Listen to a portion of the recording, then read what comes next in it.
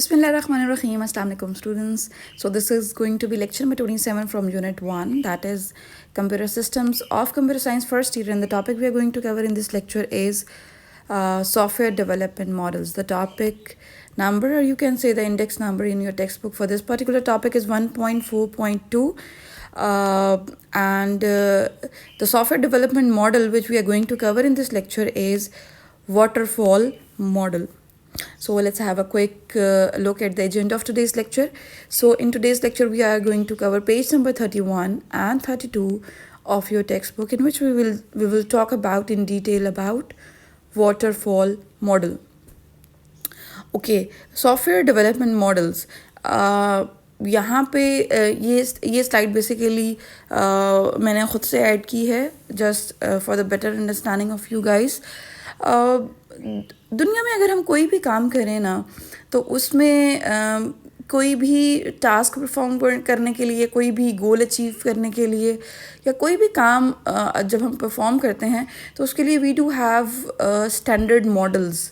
ठीक है, we do have exemplary model.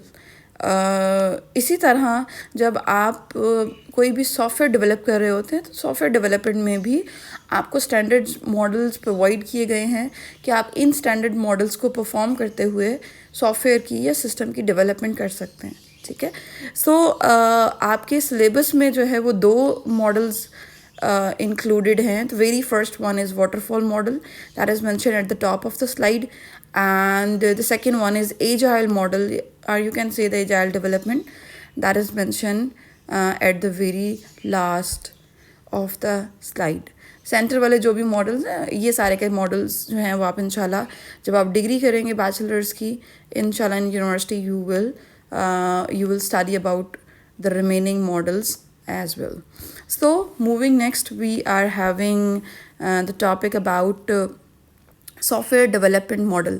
अच्छा, बहुत सिंपल सी बातें हैं. थोड़ा लेक्चर थोड़ा सा लेंथी होगा, बट ये है कि अगर आप एक एक स्लाइड समझते जाएंगे और उसके पॉइंट्स को माइंड में रख के मेमोराइज़ करते जाएंगे, तो आपके लिए टॉपिक को मेमोराइज़ करना, अंडरस्टैंड करना, लर्न करना बहुत ईजी हो जाएगा. ठीक है, सो अभी in this slide we are going to talk about the software development models. तो सॉफ्टवेयर डेवलपमेंट मॉडल बेसिकली एक स्ट्रक्चर्ड फ्रेमवर्क है किसी भी सॉफ्टवेयर या सिस्टम को बनाने के लिए या उसको मैनेज करने के लिए. ठीक है, and it includes basic and fundamental activities and approaches used in software development. ठीक है, तो the very first one is एक स्ट्रक्चर्ड फ्रेमवर्क है जो कि हम यूज़ करेंगे for the software development model. ठीक है, for the software development, and it will be including fundamental activities and approaches used in software development. अब उन्होंने फर्दर कहा है कि हम ये सारी एक्टिविटीज़, ये सारी अप्रोचेज़, ये जो स्ट्रक्चर्ड फ्रेमवर्क है, ये हम किस लिए यूज़ करेंगे. ये हम यूज़ करेंगे for the software development. And उसमें जो आपके डिफरेंट स्टेप्स आएंगे सॉफ्टवेयर डेवलपमेंट में, वो क्या क्या हैं कि to plan, the second is to design, to build, to test that system और सॉफ्टवेयर, देन उसकी इम्प्लीमेंटेशन आ जाएगी, एंड लास्टली जो है to maintain a system or software which you are going to develop. So this is all about software development models. अब इसमें बहुत से जो स्टूडेंट्स होंगे वो मुझसे ये पूछेंगे कि मैम ये स्ट्रक्चर्ड फ्रेमवर्क, ये इतने मुश्किल वर्ड्स हैं. तो बेटा, कुछ स्टूडेंट्स के लिए वर्ड्स बहुत इजी होते हैं, बट अगर कुछ के लिए नहीं हैं, और अगर मुझसे स्किप हो जाता है तो आप बेशक इसको गूगल कर लिया करें. अब इसमें स्ट्रक्चर्ड का मतलब ये है कि देखें, a proper thing which is having some structure. ठीक है, अब फॉर एग्जांपल आप ये देखें कि हम एक एग्जांपल ले लेते हैं वुड की. ठीक है, तो would is having a proper structure. ठीक है, बट अगर आप एग्जांपल लेते हैं किसी गैशियस स्टेट की, अगर हम स्टेट्स ऑफ मैटर की बात कर रहे हैं, तो gas is not having any structure. खैर, हम साइंस में नहीं जा रहे, बट मैं आपको ये बताना चाह रही हूँ कि स्ट्रक्चर्ड का मतलब होता है एक प्रॉपर. ठीक है, जिसमें कंप्लीटनेस होती है, जिसमें प्रॉपर गाइडलाइंस होती हैं, प्रॉपर प्रिंसिपल्स होते हैं, ठीक है। और फ्रेमवर्क जो होता है, फ्रेमवर्क आपका एक एग्जाम्पलरी मॉडल होता है, ये समझ लें, ठीक है। तो जो सॉफ्टवेयर डेवलपमेंट मॉडल है वो आपको एक प्रॉपर स्ट्रक्चर्ड फ्रेमवर्क प्रोवाइड करता है फॉर द सॉफ्टवेयर डेवलपमेंट, ठीक है, जिसमें डिफरेंट एक्टिविटीज़ आ जाती हैं, डिफरेंट प्रिंसिपल्स आ जाते हैं, डिफरेंट अप्रोचेज़ आ जाती हैं जो कि आप फॉलो करेंगे. So this is all about software development models. Now this is a paragraph I have taken from your book, and they are discussing all about software development models introduction. और ये जो सारे का सारा है ये मैं आपको एक्सप्लेन कर चुकी हूँ. शुरू में उसने सॉफ्टवेयर डेवलपमेंट मॉडल को एक्सप्लेन किया है कि उसमें क्या क्या पॉइंट्स हैं. देन उसने नेक्स्ट ये बताया है कि बेसिकली दो मॉडल्स जो है we are going to cover in the syllabus of first year. ठीक है. अच्छा, अब यहाँ पे ये पैराग्राफ मेंशन करने का पर्पस मेरा ये है सो दैट कि अगर आपके पास अभी बुक अवेलेबल नहीं है और अगर आपके पास सिंपल मोबाइल अवेलेबल है तो आप मोबाइल से मेरे नोट्स कंसल्ट करें और उसके बाद जो है मैं बुक में से भी पैराग्राफ दे देती हूँ कि अगर आप बुक से देखना चाहें कि बुक में क्या क्या मेंशन किया हुआ है अबाउट द रिलेटेड टॉपिक तो आपको उस चीज़ का भी आइडिया हो. ठीक है. वैसे तो आप बुक भी साथ रखा करें जब आप मेरा लेक्चर सुन रहे होते हैं. प्रॉपर रफ़ कॉपी पेन साथ रखा करें, पॉइंट्स नोट करते जाया करें एंड बेशक वीडियो पॉज करके उसको मेमोराइज़ भी करते जाया करें. ठीक है. बिकॉज़ मैं जब आपको एक एक टॉपिक पढ़ा रही होती हूँ, एक एक स्लाइड पढ़ा रही होती हूँ, आपको बहुत ईजी लगेगा. बट जब आप ये पूरा चैप्टर पढ़ लेंगे और अगर आप याद नहीं करेंगे, मेमोराइज़ नहीं करेंगे, to be very honest you guys would be blank. आप बिल्कुल ब्लैंक होंगे during your exam, during your test. आप बेशक ये ट्राई कर लें. ठीक है. सो मैं आपको पहले ही वार्न कर रही हूँ, पहले ही मैं आपको जो है वो इस बारे में थोड़ा अवेयर कर रही हूँ कि बी अवेयर एंड टॉपिक्स को याद करना भी स्टार्ट करें after learning the process. So we are starting our waterfall model. First of all we need to learn that why to use this model. हम क्यों यूज़ कर रहे हैं वाटर मॉडल. ठीक है. Waterfall model. Waterfall model use इसलिए कर रहे हैं कि it's a proposed and it's a structured standard model which is being used for the software development. अब ये वाटरफॉल मॉडल इटसेल्फ है क्या चीज़, इसको हम देख लेते हैं.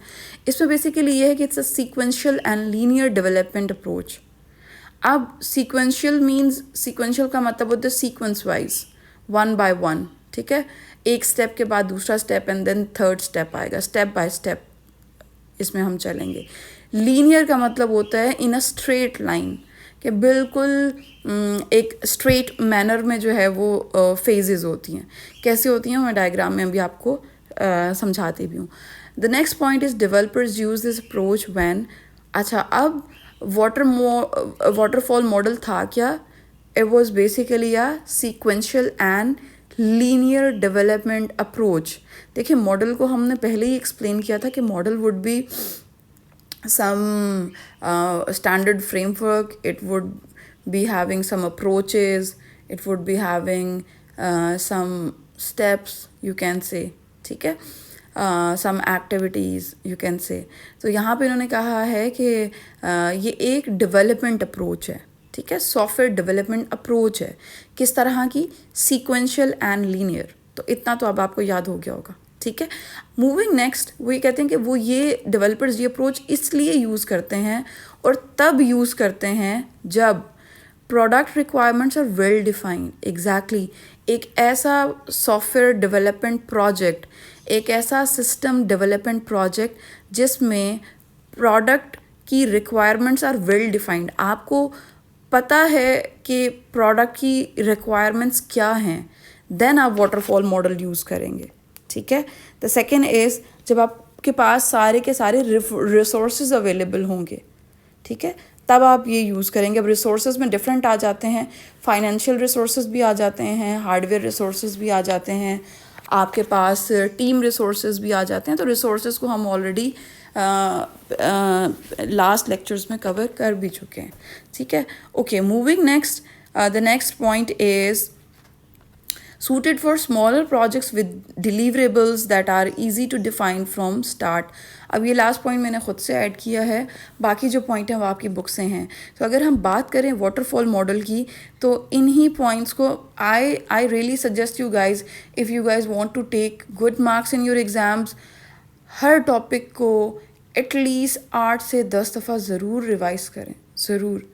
अब आप जिस तरह से ये वाटरफॉल मॉडल पढ़ रहे हैं, अब आपको ये चाहिए कि आप इसके जो पॉइंट्स हैं, अगर आपको समझ आ गए देन आप इसको मेमोराइज़ करें। मेमोराइज़ के बाद आप इसको लिखें रजिस्टर पे बैठ के, ठीक है।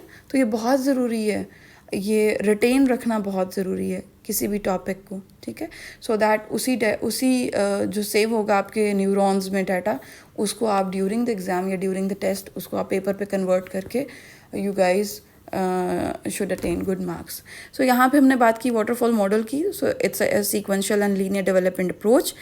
डेवलपर्स इसलिए हम वाटरफॉल मॉडल कब यूज़ करेंगे, उसके 3 पॉइंट्स यहाँ पे मेंशन्ड है।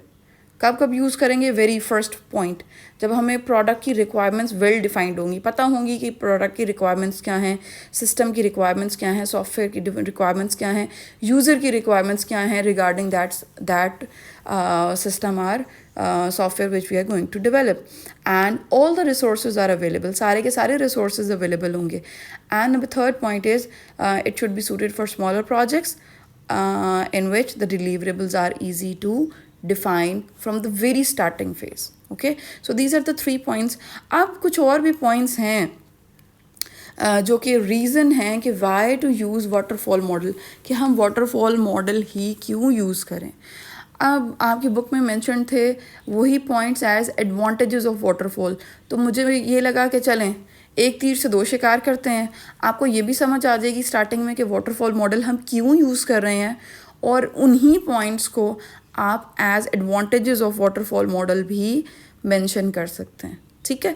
सो यहाँ पे कुछ एडवांटेजेस हैं, एंड इन्हीं एडवांटेजेस की वजह से ही हम वाटरफॉल मॉडल यूज़ करेंगे for the software development. So very first one is it is perfectly suitable for projects where all the requirements are predefined and understood clearly.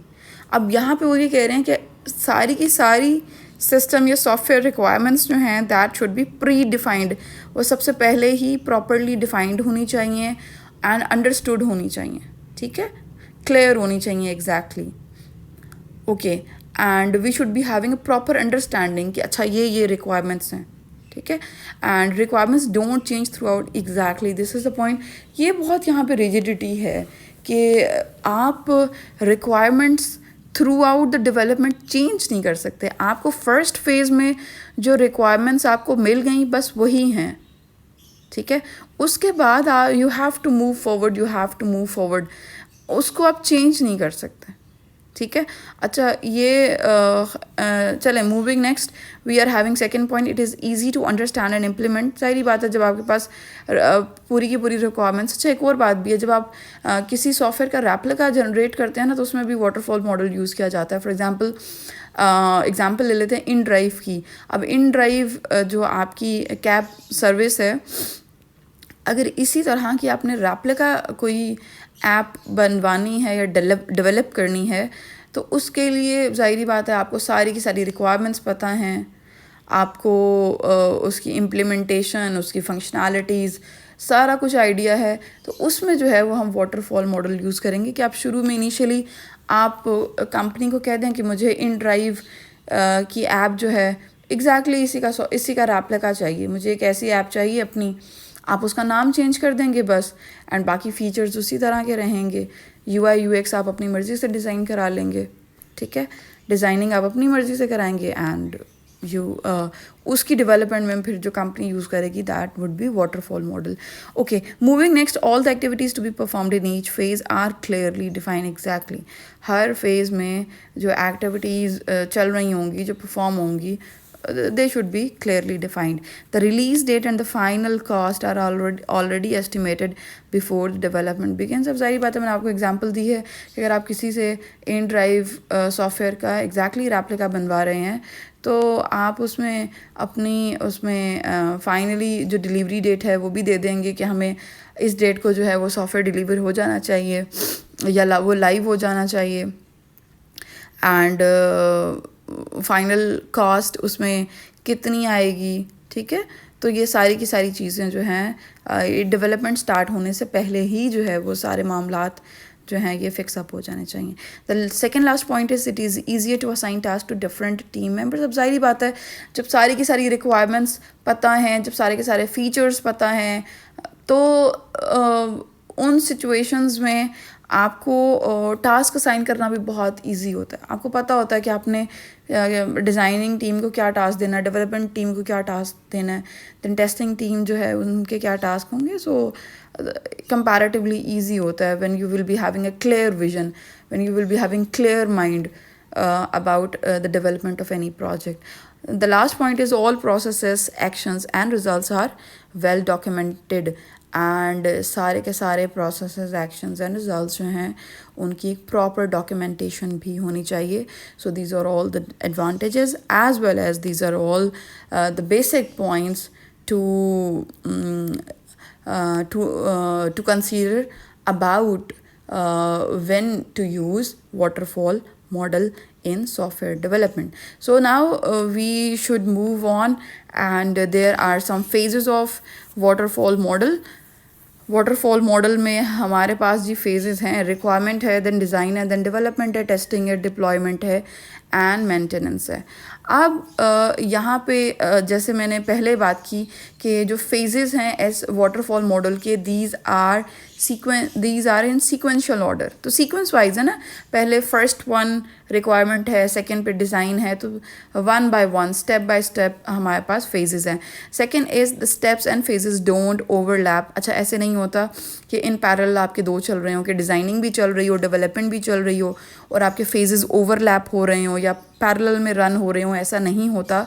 Requirement gather की जाएंगी, requirements clear होती हैं, उसके बाद designing phase पे आएंगे, designing phase complete हो जाएगी, देन डेवलपमेंट फ़ेज़ में आएंगे। आप रिवर्स नहीं जा सकते, ना तो आप फेजेस को ओवरलैप कर सकते हैं, ठीक है, पैरेलल में रन नहीं कर सकते। ये नहीं है कि दोनों की दोनों फेजेस जो हैं वो पैरेलल में रन हो रही हैं, और ऐसे भी नहीं हो सकता कि जो है वो आप एक फेज़ से मूव करके पीछे चले जाएं, आप पीछे नहीं जा सकते, ठीक है। So the last point is completes one phase before next phase begins. अच्छा, अब यहाँ पे मैं एक पॉइंट और क्लियर करती चलूँ, से जल्दी से कुकिंग की एग्जांपल ले लेते हैं। फॉर एग्जांपल, आपके घर गेस्ट आ रहे हैं और आपका जो कुक है घर में, अगर आपने से उसको कहा है चिकन कढ़ाई का या चिकन से रिलेटेड किसी भी रेसिपी का, तो सबसे पहले क्या किया जाता है, चिकन को, गोश्त को या मीट को जो है वो उसको क्लियर किया जाता है, उसको साफ़ किया जाता है, ठीक है। अब ऐसे तो नहीं है जैसे ही गोश्त आया आप उसको पकाना शुरू कर दें और आप कहें कि इसको बाद में धो लिया जाएगा, तो ऐसे नहीं होता। पहले गोश्त को साफ़ किया जाता है, उसको अच्छी तरह से वॉश किया जाता है, ड्राई किया जाता है, एंड देन उसको मूव किया जाता है फॉर द कुकिंग पर्पस, ठीक है। तो ऐसे नहीं है जैसे ही गोश्त आया मार्केट से वैसे ही गंदा जो है बग़ैर साफ़ किए आपने उसको कढ़ाई में डाल दिया और आप कहें कि जो इसकी क्लीनिंग है, जो साफ़ करना है, जो वॉश करना है, वो हम बाद में कर लेंगे, ठीक है। तो इसी तरह वाटरफॉल मॉडल में भी कुछ स्टेजेस ऐसे हैं कि आपने पहली जो स्टेजेस होती हैं उनको कंप्लीट करना होता है, आप पीछे नहीं मूव कर सकते, ठीक है। So this is one of the very important point of waterfall. Important point भी है और ये एक इसकी रिजिडिटी भी है, एक इसके ड्रॉबैक्स में भी आता है कि हम पीछे मूव नहीं कर सकते फिर to the previous stages. So there is a question in your book that why this model named as waterfall model. So the answer is because its diagrammatic representation resembles a flow of waterfall. बिल्कुल waterfall की तरह है, आबशार की तरह है, so that's why this model is named as waterfall model. So जल्दी से moving next, we are having the very first phase, that is the requirement phase. अच्छा, उससे पहले जो है this is the paragraph I have taken from your book. अभी तक ये इतना पार्ट जो है वो आपकी बुक से हम कवर कर चुके हैं, आप इसको रीड आउट कर सकते हैं, बाकी यही सारे पॉइंट्स मैं एक्सप्लेन कर चुकी हूँ. So moving next, we are having requirement phase of waterfall model. इसमें यह है कि टीम जो है वो वर्क करती है on the feasibility of developing software product. आप रिक्वायरमेंट फेज़ में फीजिबिलिटी देखते हैं कि इधर वो सॉफ्टवेयर या सिस्टम बनाना फीजिबल है भी या नहीं. पर्पस जो है वो रिक्वायरमेंट फेज़ में आता है जी, उसमें हमने एग्जैक्टली अंडरस्टैंड करनी होती हैं, एग्जैक्टली हमें पता होना चाहिए कि what are the customer requirements. आप जितनी भी कस्टमर रिक्वायरमेंट्स हैं उसको अंडरस्टैंड भी करते हैं, उसको डॉक्यूमेंट भी करते हैं, ठीक है. एंड उसके बाद जो भी फंक्शनैलिटीज़ हैं, जो भी फीचर्स हैं, जो परफॉर्मेंस हैं, जो डिज़ाइन इंटरफेसेस होंगे, उससे रिलेटेड मतलब सॉफ्टवेयर के जो भी या सिस्टम के जो भी डिज़ाइन इंटरफेसेस होंगे, उससे रिलेटेड जो जो रिक्वायरमेंट्स होंगी सारी की सारी जो है वो डॉक्यूमेंट की जाएंगी, ठीक है. सो रिक्वायरमेंट फेज़ में आप ये देख लें, बस 2-3 पॉइंट्स हैं. The first one is to check the feasibility. The second one is understand and document customer requirements and document all the functions, performance and interfacing requirements of the software. Very easy, ठीक है. अब यहाँ भी मैं बस हल्के से ये इसलिए लिख देती हूँ बुलेट्स में ताकि आप लोगों को इसको अंडरस्टैंड करके याद करना, मेमोराइज़ करना इजी हो. बाकी जो प्रॉपर सेंटेंसेस हैं वो आप अपनी बुक से ही याद करेंगे एंड अपनी बुक से ही प्रॉपर सेंटेंसेस याद करके आप एग्ज़ाम में लिखेंगे. मूविंग नेक्स्ट, ये सारा का सारा अचीव होगा in 2 steps. The very first step is requirement gathering and analysis. इसमें यह है कि टीम कलेक्ट करेगी essential requirements from all possible stakeholders. अब स्टेक होल्डर्स वो सारे के सारे इंडिविजुअल्स होते हैं और सारी की सारी एंटिटीज़ होती हैं जो कि डायरेक्टली या इनडायरेक्टली कनेक्टेड होते हैं with the project, with the system, with the software, ठीक है, जिन्होंने यूज़ करना होता है सिस्टम या सॉफ्टवेयर को.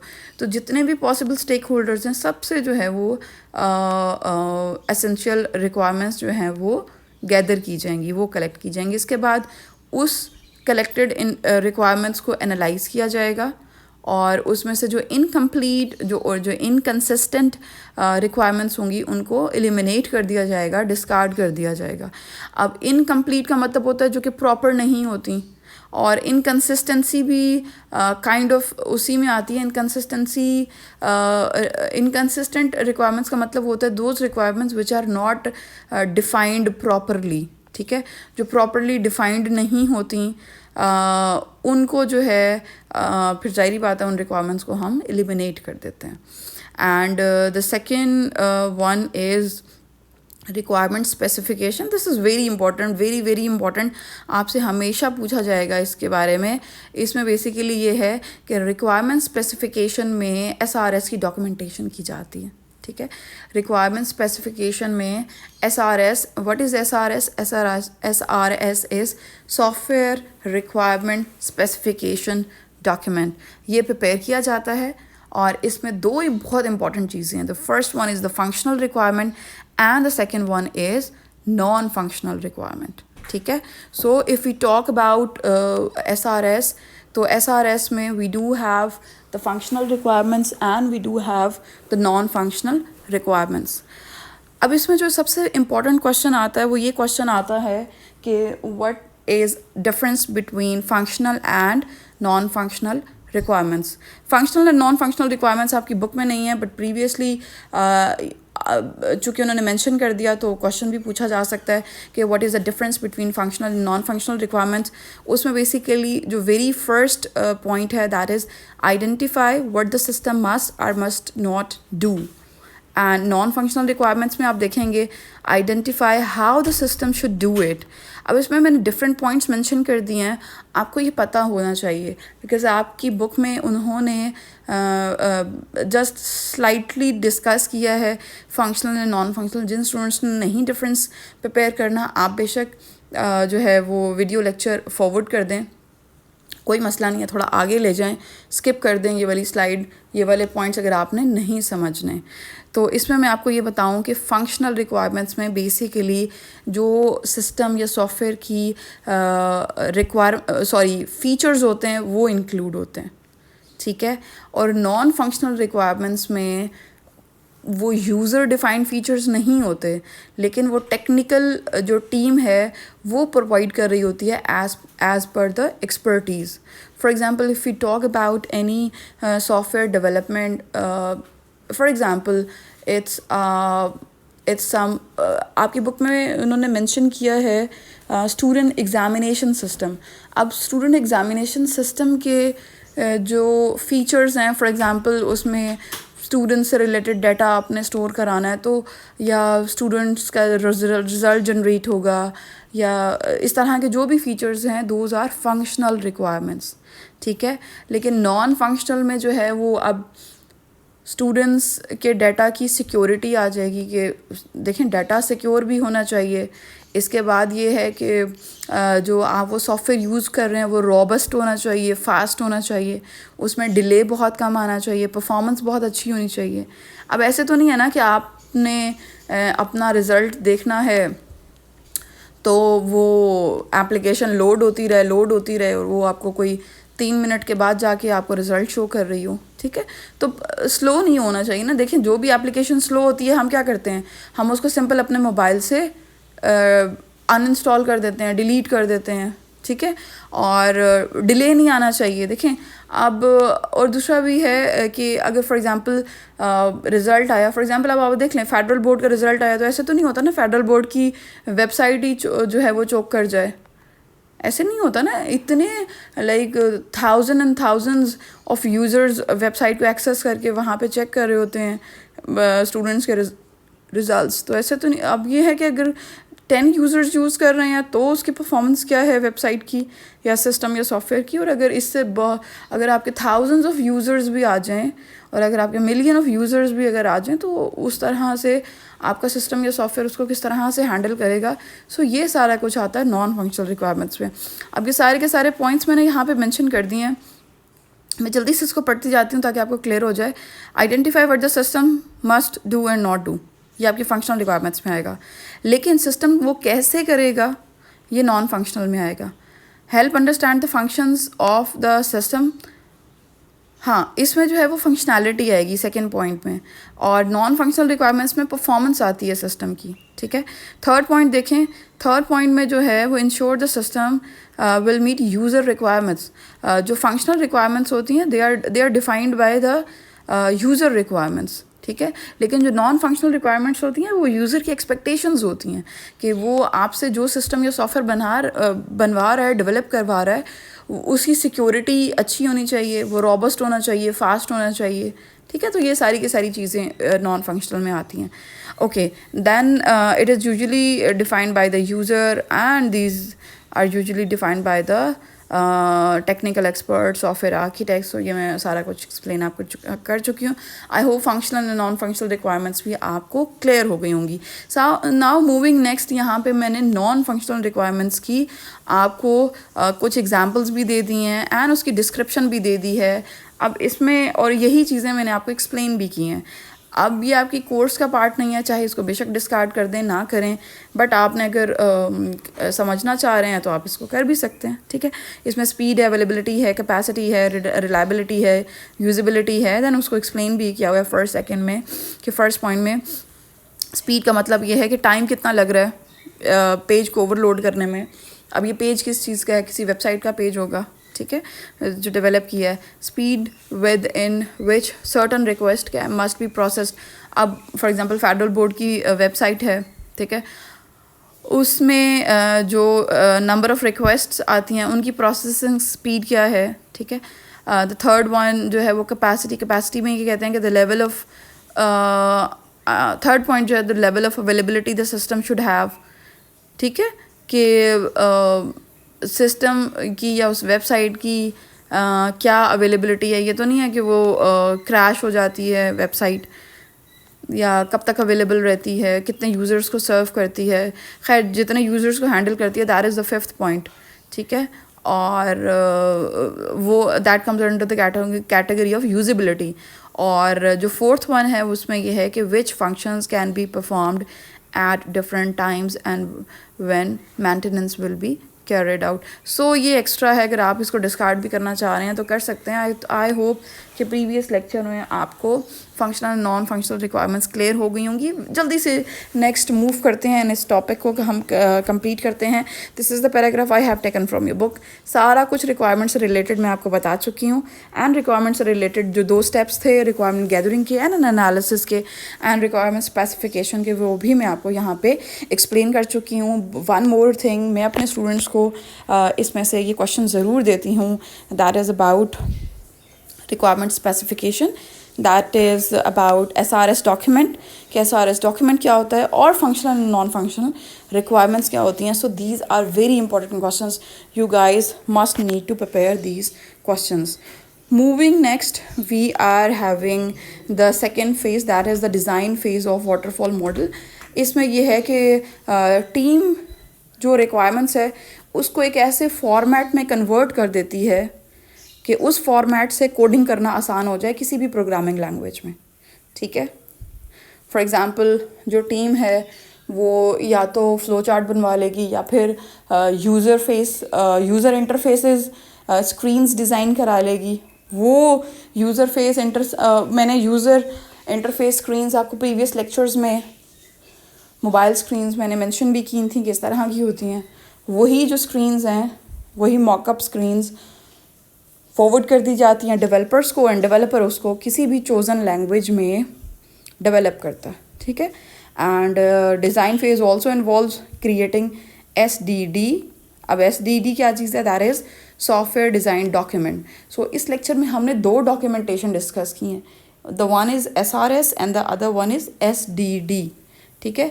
SDD में अब क्या आएगा कि डिफरेंट मॉड्यूल्स होंगे, कंपोनेंट्स होंगे सिस्टम के, और सिस्टम या सॉफ्टवेयर की वो इंटरफेसेस होंगे, डाटा फ्लो किस तरह से होना है, वो सारा कुछ मेंशन्ड होगा SDD में।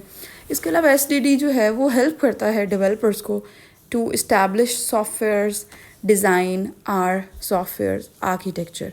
सो इस स्लाइड में you guys must understand what is SDD, और SDD बेसिकली यूज़ किस लिए होता है, ठीक है। This is again going to be very important question. Now the next is the paragraph I have taken from your book, and इसमें design phase of waterfall model को discuss किया। सारे के सारे वही पॉइंट्स हैं जो कि मैं प्रीवियस स्लाइड में आपको एक्सप्लेन कर चुकी हूँ। Now the next one is development phase. बहुत आसान है, जो भी डिज़ाइन था, जो भी डिज़ाइन प्रोवाइड किया गया, अब उसकी एक्चुअल कोडिंग करनी होगी, प्रोग्रामिंग करनी होगी सॉफ्टवेयर की, ठीक है। जो भी डिज़ाइन स्पेसिफिकेशंस प्रोवाइड की गई हैं, उन डिज़ाइन स्पेसिफिकेशंस के अकॉर्डिंगली अब जो डेवलपर है वो सॉफ्टवेयर की कोडिंग स्टार्ट करेगा, ठीक है। अब यहाँ पे है कि if SDD is complete, coding phase smoothly work करेगा, ठीक है। मतलब SDD कंप्लीट है ना, उसमें कंप्लीट डिज़ाइन, कंप्लीट सॉफ्टवेयर का आर्किटेक्चर से रिलेटेड कंप्लीट इन्फॉर्मेशन है उसमें, ठीक है। तो ज़ाहिर बात है कि कोडिंग फेज़ काफ़ी स्मूथ हो जाएगी। All information needed bye software developers is in SDD, ठीक है। and developer use detailed design documentation, for example to write the code. Number 2, turning the conceptualized system into the functioning. ज़ाहिरी बात है वो एक आपका जो कॉन्सेप्ट होता है जिसको आपने जस्ट डिस्कस किया होता है, ठीक है, जो बस हवाओं में ही होता है, ऐसे ही होता है ना, ख्याली पुलाव होता है, उसको एक प्रैक्टिकली जो है वो पिक्चर में कन्वर्ट करना, उसको एक फंक्शनल फॉर्म में लेके आना। So this is all done by the developers in the development team, ठीक हो गया। ओके, नाउ अब again this is the paragraph I have taken from your book. इसमें भी आप देख लें कि सारे के सारे पॉइंट्स अभी वही हैं जो कि मैंने प्रीवियस स्लाइड में डिस्कस किए। मैं थोड़ा जल्दी फास्टली कवर कराना चाह रही हूँ बिकॉज पॉइंट्स बहुत आसान और इजी हैं, और मैं SDLC में ऑलरेडी ये सारी की सारी फेजेस काफ़ी डिटेल में आपको कवर करवा चुकी हूँ। अगर आपको कोई मुश्किल हो रही है तो अब मैंने SDLC के जो टॉपिक्स हैं वो लेक्चर जाके सुने तो आपको बहुत ईजीली समझ में आ जाएगा, ठीक है। और वैसे भी लेक्चर बहुत लेंथी हो रहा है, so I have to complete this lecture as soon as possible. So जल्दी से मूव करते हैं for the next phase, that is the testing phase. Testing is phase is one of very easiest phase and a very important one as well. इसमें क्या करते हैं कि code को थॉरली टेस्ट किया जाता है फॉर बग्स, और फिर उन बग्स को रिमूव करने के लिए डीबगिंग की जाती है कोड की, ताकि उनको फिक्स अप किया जाए. And testing phase undergoes multiple rigorous test, multiple test cases run किए जाते हैं, मल्टीपल टेस्टिंग की जाती है. ठीक है. उसके बाद ये है कि quality of and product is determine by the effectiveness of testing. Exactly. देखिए, जो क्वालिटी अश्योरेंस की टीम होती है उसका काम होता है टेस्टिंग करना, और क्वालिटी अश्योरेंस की जो टीम होती है वो वर्क कर रही होती है on the quality of and product. And product में क्या आएगा? सिस्टम या सॉफ्टवेयर की डेवलपमेंट ही आएगी. अब वो जो सिस्टम या सॉफ्टवेयर है उसकी क्वालिटी इंश्योर करता है QA team, quality assurance team. अब वो सही बात है, डिफरेंट टेस्ट परफॉर्म करेंगे, उसमें डिफरेंट एरर्स निकालेंगे, डिफरेंट कीड़े निकालेंगे कि इसका डिज़ाइन ठीक नहीं है, इसमें फॉन्ट साइज़ ठीक नहीं है, इसकी ये फंक्शनैलिटी सही तरह से वर्क नहीं कर रही, इसका लेआउट सही तरह से नहीं बना हुआ. तो ये सारा कुछ फिक्स करा के, तो वो एक एज़ पर द स्टैंडर्ड जो है वो एक क्वालिटी वाली चीज़ जो है वो आप फिर सामने आएगी टू डिलीवर. एंड जो बेस्ट टेस्टिंग आउटपुट होती है that leads to number 1 satisfied customer, number 2 lower maintenance cost, and number 3 is accurate results. अगर अच्छी टेस्टिंग हो किसी भी सिस्टम या सॉफ्टवेयर की तो कस्टमर सेटिस्फैक्शन भी अचीव होती है. जाहिर बात है, कस्टमर्स के एंड पे जब कस्टमर्स यूज़ कर रहे होते हैं तो कोई एरर नहीं आता, कोई इस तरह का मसला नहीं होता, कोई इशू नहीं होता, तो कस्टमर सेटिस्फाइड होते हैं.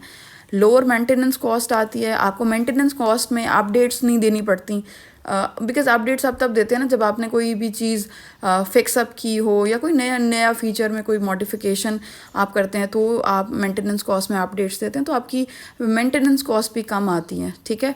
एंड एक्यूरेट रिजल्ट्स आते हैं. So this is all about the testing phase. The next is the deployment phase. अब जब टेस्टिंग भी हो गई, अब हम डेवलपमेंट फेज़ में डेवलप हो गया.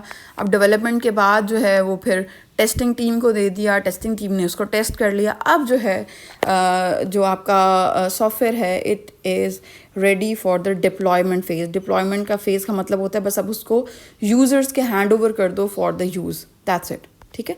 सो making the software available for end users, and it marks the point where the software is ready for use.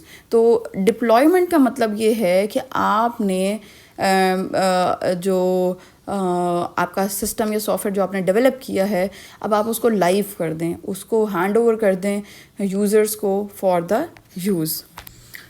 Okay. It includes activities like installation, configurations. Yes, देखिए, installation आपने उसको किसी ना किसी platform पे इंस्टॉल करना होता है.